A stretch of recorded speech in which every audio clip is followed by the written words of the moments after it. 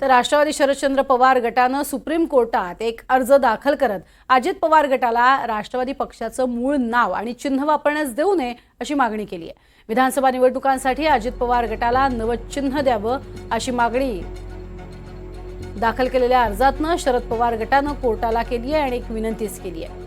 25 सप्टेंबरला प्रकरणावरती सुनावणी होण्याची शक्यता आहे। यापूर्वी 2 वेळा शरद पवार यांच्या पक्षाकडनं हे प्रकरण मेन्शन करण्याचा प्रयत्न केला गेला, मात्र कोर्टानं त्यावरती सुनावणी घेतलेली नव्हती।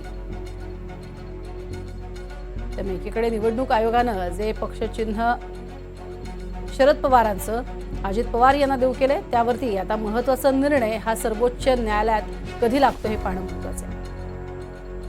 माझा लिमिटेड पॉइंट सांगते की ही मागणी आम्ही पहिल्यांदा केलेली नाही, ही मागणी आम्ही अनेक वेळा केलेली आहे की राष्ट्रवादी काँग्रेस पक्ष हा आदरणीय पवार साहेबांचा पक्ष आहे, ते फाउंडर मेंबर आहेत आणि कॉन्स्टिट्यूशन प्रमाणे फाउंडर मेंबर सगळे निर्णय घेतात आणि प्रेसिडेंट जे कॉन्स्टिट्यूशन प्रमाणे आहे पक्षाच्या।